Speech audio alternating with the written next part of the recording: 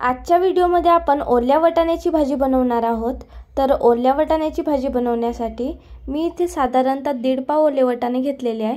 त्याबरोबरच एक मोठ्या आकाराचा कांदा, एक मोठ्या आकाराचा टमाटर कापून घेतलेली आहे, 5 ते 6 लसणाच्या कळ्या घेतलेल्या आहे, थोडा कोथिंबीर कापून घेतलेली आहे व इथे तेजपान, जिरा, मोहरी व सुक्या मिरच्या घेतलेल्या आहेत 3।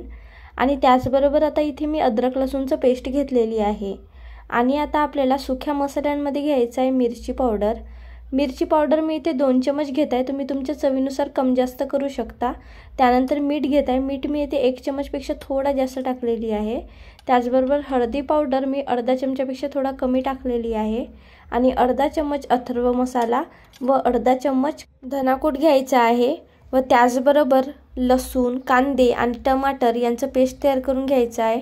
बघू शकता मी एक एक करून लसूण, कांदे आणि टमाटर या मिक्सरच्या जारमध्ये टाकून घेत आहे आणि या सर्वांचं मी एकसोबतच पेस्ट तयार करून घेणार आहे। बघू शकता पेस्ट तयार झालेला आहे। आता आपण भाजीला फोडणी घालूया। तेल गरम झालेलं आहे, त्यामध्ये आता आपल्याला तेजपत्ता, सुक्या मिरच्या आणि जिरा, मोहरी टाकून घ्यायचं आहे। त्याला छान असं फ्राय करून घ्यायचं आहे, छान असं शिजू द्यायचं आहे। बघू शकता या प्रकारे छान असं मिक्स करून घ्यायचं आहे। आणि त्यानंतर आता त्याच्यामध्ये अद्रक लसूणचं पेस्ट टाकायचं आहे। अद्रक लसूणच्या पेस्टला पण छान असं मिक्स करून घ्यायचं आहे, परतून घ्यायचं आहे। अद्रक लसूणच्या पेस्टला छान असं शिजू द्यायचं आहे। बघू शकता या प्रकारे छान असं परतून घ्यायचं आहे।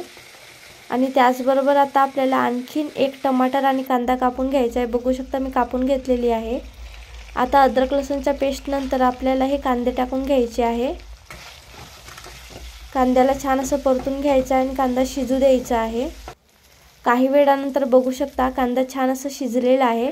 आता त्याच्यामध्ये आपल्याला टमाटर टाकून घ्यायचं आहे।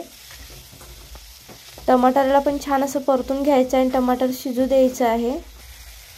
टमाटर छान शिजल्यानंतर त्याच्यामध्ये आता आपण जे सुके मसाले घेतलेले होते ते टाकून घ्यायचे आहे आणि छान असं परतून घ्यायचं आहे, छान मिक्स करून घ्यायचं आहे। बघू शकता या प्रकारे छान असं मिक्स करून घ्या।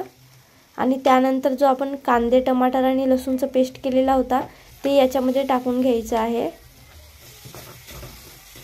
बघू शकता छान असं परतून घ्यायचं आहे, छान मिक्स करून घ्यायचं आहे। आणि आता आपल्याला काही वेळासाठी झाकून ठेवायचं आहे, 2 ते 3 मिनिटांसाठी झाकून ठेवायचं आहे। 2 ते 3 मिनिटांनंतर बघू शकता मसाले छान असे शिजलेले आहेत। बघू शकता तुम्ही। आता त्याच्यामध्ये आपल्याला हे ओले वाटाणे टाकून घ्यायचे आहे व त्या वाटाण्यांना छान असं परतून घ्यायचं आहे। बघू शकता मसाल्यामध्ये छान असे वाटाणे आपण परतून घेतलेले आहे। आता आपल्याला याच्यामध्ये थोडा पाणी ॲड करायचं आहे। पाणी आपल्याला थोडंसंच ॲड करायचं आहे, जास्त नाही ॲड करायचं आहे।